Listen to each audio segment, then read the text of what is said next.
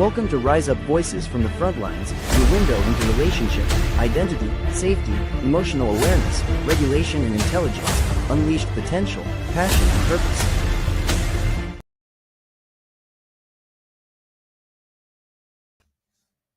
Welcome back to Rise Up Voices from the Frontlines. This is a trauma-informed leadership series episode, and I'm Krista Fee. Today, we're diving into something that most leaders eventually face but rarely talk about: the crisis of leadership identity. When the ground shakes beneath you. It's the moment when who you thought you were collides with reality. When the titles fade, when the mission falters, when the applause dies down, and you're left asking, who am I now? Some call it burnout. Some call it a midlife crisis. In trauma-informed leadership, we call it what it is, an identity crisis. And how you navigate it will define not only your leadership, but your life. So let's talk about the fallen CEO. I once worked with a CEO who had built a multi-million-dollar company. His identity was tied to being the guy in charge. Then came an economic downturn. The board forced him out. And he told me, I walked out of that building and felt like my entire self was gone. If I'm not CEO, what am I? That's the crisis of leadership identity. It's not just about losing a job. It's about losing the sense of self that you've wrapped around that job. So let's talk about why leaders hit identity crisis. Leaders face identity crisis for so many reasons: transitions, retirement, demotion, career change, or leaving service, trauma, failure, betrayal, public scandal, loss, and over-identification. When leader becomes your only identity, everything else fades. And unhealed wounds. Filling a void. Losing it reopens that wound. An identity crisis happens when external roles shift, but internal anchors are weak. So let's dive into the neuroscience of why it feels like collapse. From a brain perspective, identity is stability. The self-concept is tied to memory networks, meaning systems, and safety cues. When identity is disrupted, the amygdala fires, and that brings on danger, disorientation, cortisol flooding, and leaders feel lost, anxious, even panicked. This is why identity collapse often mimics trauma symptoms, because the nervous system experiences it as trauma. The very ground of who I am feels shattered. So let's apply this to a historical figure so it's easy to visualize. Ulysses S. Grant was a war hero, a general who led Union forces to victory. But after his presidency, he faced bankruptcy and illness. Without position or wealth, he faced an identity crisis. In that crisis, he began writing his memoirs. He poured his truth, his reflections, his failures onto the page.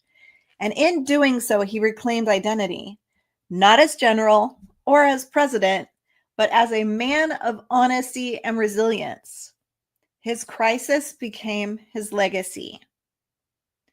Now let's bring the concept into a life much like yours and mine, from my client files, shared with permission, of course. A pastor once told me that if I'm not preaching, I don't know who I am. When he burned out and stepped down, he spiraled into depression.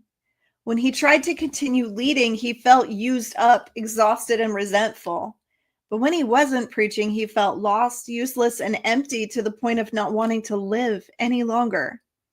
He said he felt damned if he did and damned if he didn't, and that wasn't what his life was supposed to be. But over time, through therapy and support, he discovered that his identity wasn't the pulpit. It was shepherding, guiding, serving. He could live that calling outside of church walls. And that shift saved his life. So a little personal reflection. My identity shifts. I've faced identity crisis too. There were times when I clung to titles or roles for validation, times when the thought of losing them felt like losing myself. Here's what I learned. Identity crises are painful, but they're also invitations. Invitations to strip away what was borrowed, broken, or imposed, and to rediscover what's real. Now let's look at the shadow side. What about when crisis breaks leaders? Not all leaders survive identity crisis well. Some implode, some self-destruct, some turn bitter, controlling, or isolate. We see it in military veterans who never find life after service, executives who chase role after role never satisfied, public leaders who cling to power long after it's healthy. When leaders refuse to face the crisis, they become caricatures of who they once were, and their communities pay the price. When looking through a trauma lens, we can see why identity crisis hurts so much. For trauma survivors, it can cut even deeper.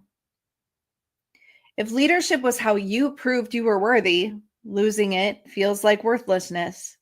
If leadership was your shield against shame, losing it feels like exposure. If leadership was your anchor, losing it will feel like drowning. This is why trauma-informed leadership insists on identity work, not once, but continuously. Because if your identity is built only on roles, you're always one loss away from collapse. And you may be thinking, Krista, how do I navigate the identity crisis? So how do I face identity crisis without breaking? Here's a few ideas. Grieve the loss. Don't minimize it. Losing a title, a role, or a mission, it is grief. Name it, feel it, and honor it. Separate your roles from yourself. Ask what's gone and what remains. Your title may be gone. Your values, character, and essence remain. Rediscover your core identity. Who were you before the title? Who are you when no one is watching? Seek mirrors, trusted people who remind you who you are beyond those roles, and rebuild slowly. Don't jump, don't rush to the next role. Sit in the in-between until clarity returns. Let's expand the neuroscience one step deeper into post-traumatic growth. Here's the good news.